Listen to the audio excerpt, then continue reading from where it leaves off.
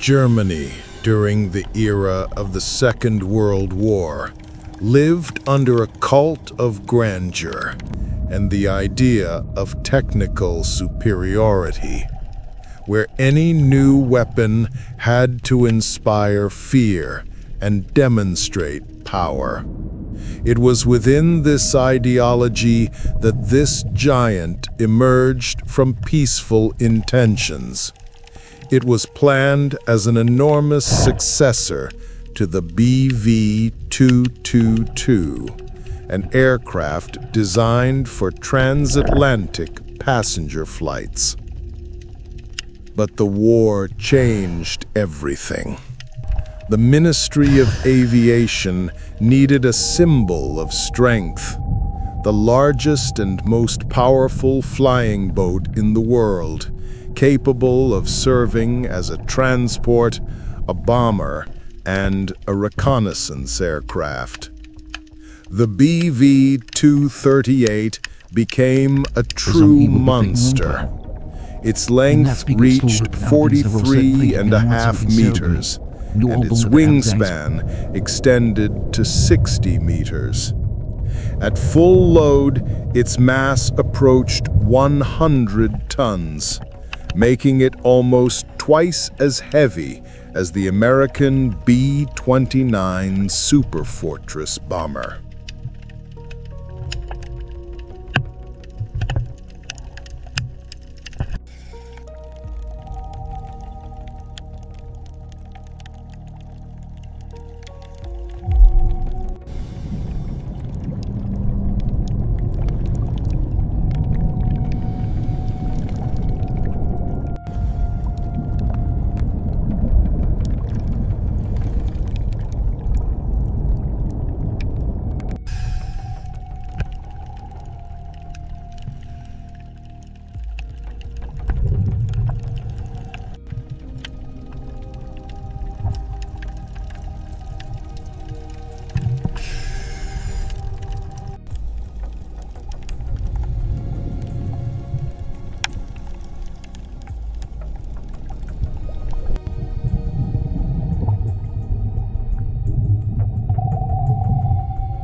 The aircraft was designed as a universal machine. It could carry cargo, perform long-range reconnaissance missions, and when necessary, carry up to 9 tons of bombs hidden in compartments inside the wing. For self-defense, it was equipped with 22 guns that turned the flying boat into a real airborne fortress. However, the grandeur of the project could not hide its futility. Construction took about 600,000 man-hours, resources that Germany critically lacked. In that time, it would have been possible to produce 150 Bf-109 fighters, urgently needed for air defense. Moreover, the BV-238 required a separate hangar of gigantic size and an enormous stretch of water for takeoff. General Erhard Milch, one of the leaders of the Air Force, openly stated that the house is burning and fighters are more important, pointing to the absurdity of the project. Despite this, construction continued.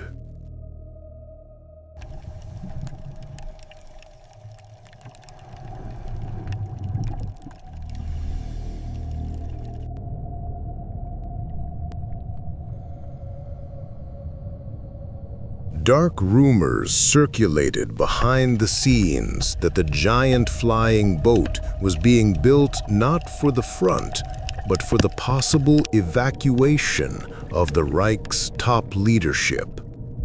It was said that the enormous fuselage could accommodate dozens of people, valuables, archives, and the gold the Nazis sought to preserve. By the spring of '45, the fronts were collapsing, and the BV-238 stood motionless on Lake Schalsee near Hamburg. It had become a symbol of the regime's stubborn madness, clinging to ideas of grandeur when defeat was already inevitable. The justification for the giant's existence never came. In early May of 1945, only a few days before Germany's surrender, American P-51 Mustang fighters appeared over Lake Chalsey. The pilots noticed the enormous silhouette that looked unreal against the calm water. They made several passes and opened fire. Tracer rounds pierced. Flames rapidly spread across the fuselage, consuming the wing sections and the internal compartments. Within a few minutes, nothing remained of its former power but a burning shell.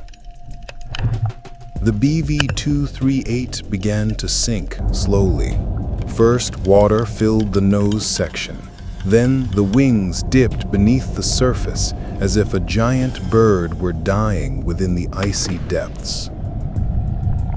The enormous aircraft descended deeper and deeper until it disappeared completely, leaving only a smoking patch and scattered debris floating around. After the war, the Allies intentionally sank the remaining hull, fearing that this giant could become a symbol of revanchism or a source of myths about the superweapon of the Third Reich.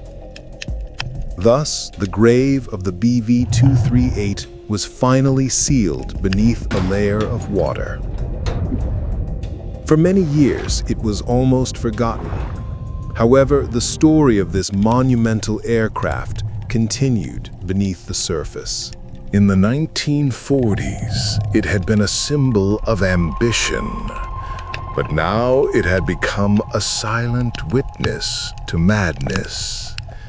And yet one day, people returned to it again. A team of divers studying sunken wartime objects descended to the wreckage of the giant. In the murky water, their lights illuminated metal structures overgrown with algae. The enormous wings that had once reached for the sky now lay broken into sections. The nose section was torn apart by shell impacts and the subsequent fire. Despite the destruction, some internal structural elements remained, allowing divers to grasp the scale of the aircraft. What they saw in the depths suggested that the BV-238 had indeed been prepared for a special mission.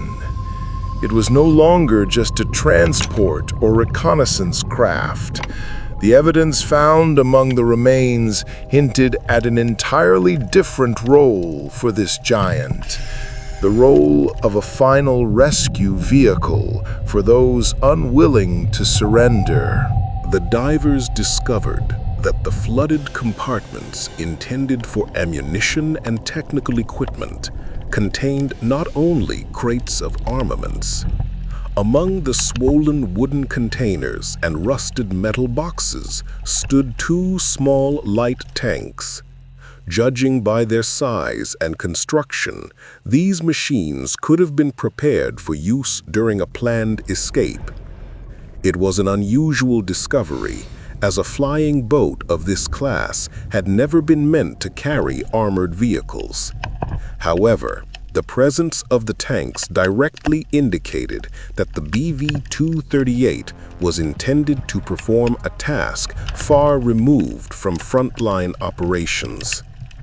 In the cargo holds designed to transport dozens of tons, there were other traces pointing to the panicked preparations of the final months of the war. Mixed together were crates of provisions, weapons, radio components, fuel cans, and even several containers with personal belongings, perhaps owned by those who hoped for evacuation. The fuselage interior resembled a chaotically filled warehouse. Many items could not be identified as corrosion and silt concealed their origin. But The most disturbing discovery was not the tanks or the secret cargo, but what was found in the cockpit. When the divers reached the forward section of the aircraft and illuminated the area around the instrument panel, they saw two motionless human silhouettes.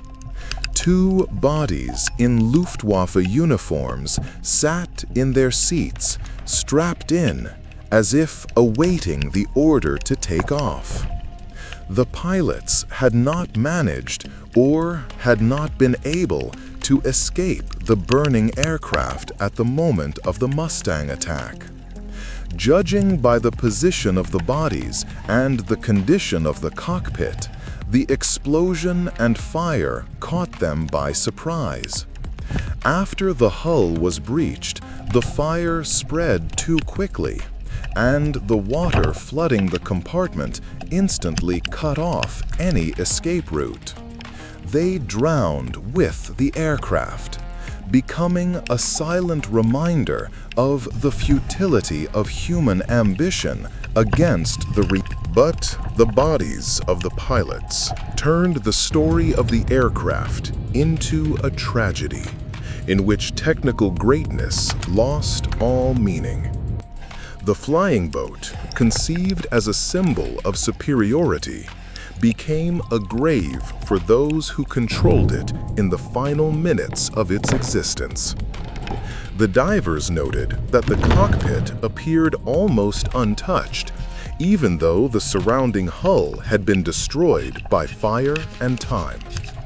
The instrument panel, control levers, and part of the seats had survived better than other elements. It created the impression that the last flight had ended only a second earlier. It was no longer just a giant sunken aircraft or a piece of technical luxury resting at the bottom of the lake. It became a symbol of how engineering genius, stripped of common sense, can lead only to death and emptiness. The aircraft, created as a demonstration of strength, became a reminder of the powerlessness of an ideology that tried to rely on grandeur instead of actual necessity.